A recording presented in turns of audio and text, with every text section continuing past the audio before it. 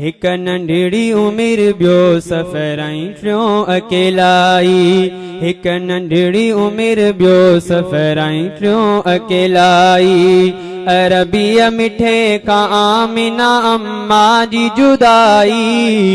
हिक नंढड़ी उमिरि ॿियो सफ़र टियों अकेलाई। हिक नंढड़ी उमिरि ॿियो सफ़र टियों अकेलाई। वही घुमण हुई पेकन मदीने दे जॾहिं अमा गॾु आ मुहम्मद पाक पंहिंजी प्यारी अमा सां। वही घुमण हुई पेकन मदीने दे जॾहिं अमा गॾु आ मुहम्मद पाक पंहिंजी प्यारी अमा सां। गॾु बानी गॾु हिक बानी बि गॾु आहे बसंगत आई आई। हिक नंढड़ी उमिरि ॿियो सफ़र टियों अकेलाई। हिक नंढड़ी उमिरि ॿियो सफ़र टियों अकेलाई। अरबीअ मिठे खां आमिना अम्मा जी जुदाई। हिक नंढड़ी उमिरि ॿियो सफ़र टियों अकेलाई। हिक नंढड़ी उमिरि ॿियो सफ़र टियों अकेलाई। उते पाक पैगंबर चयो अमड़ सां रहणो आ। मिठड़ी अमा के हित छॾे अॻिते न हलणो आ। उते पाक पैगंबर चयो अमड़ सां रहणो आ। मिठड़ी अमा के हित छॾे अॻिते न हलणो आ। बानीअ खे पंहिंजी बाह खां मदनीअ छॾाई। हिक नंढड़ी उमिरि ॿियो सफ़र टियों अकेलाई। हिक नंढड़ी उमिरि ॿियो सफ़र टियों अकेलाई। अरबीअ मिठे खां आमिना अम्मा जी जुदाई। हिक नंढड़ी उमिरि ॿियो सफ़र टियों अकेलाई। हिक नंढड़ी उमिरि ॿियो सफ़र टियों अकेलाई।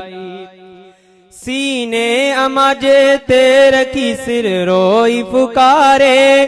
शफ़क़त भरे चेहरे ॾे पियो हर हर हू निहारे। सीने अमा जे ते रखी सिर रोई पुकारे। शफ़क़त भरे चेहरे ॾे पियो हर हर हू निहारे। ॾिसो हाल उन जो जंहिं ते रब रहमत आवसाई। हिक नंढड़ी उमिरि ॿियो सफ़र टियों अकेलाई। हिक नंढड़ी उमिरि ॿियो सफ़र टियों अकेलाई। अरबीअ मिठे खां आमिना अम्मा जी जुदाई। हिक नंढड़ी उमिरि ॿियो सफ़र टियों अकेलाई। हिक नंढड़ी उमिरि ॿियो सफ़र टियों अकेलाई।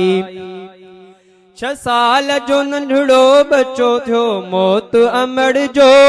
जिथे को बि वारिस नाहे ॾे उते केर दिलासो। 6 साल जो नंढड़ो बच्चो थियो फोत। 6 साल जो नंढड़ो बच्चो थियो मौत अमड़ जो। जिथे को बि वारिस नाहे ॾे उते केर दिलासो। गॾु आहे बानी उम्मे ऐमन साबी पराई। गॾु आहे बानी उम्मे ऐमन साबी पराई। हिक नंढड़ी उमिरि ॿियो सफ़र टियों अकेलाई। हिक नंढड़ी उमिरि ॿियो सफ़र टियों अकेलाई। अरबीअ मिठे खां आमिना अम्मा जी जुदाई। हिक नंढड़ी उमिरि ॿियो सफ़र टियों अकेलाई। हिक नंढड़ी उमिरि ॿियो सफ़र टियों अकेलाई। 24 सालनि जी तॾहिं हुई आमिना अमा। थी फोत गाज़ी जॾहिं हुई आमिना अमा।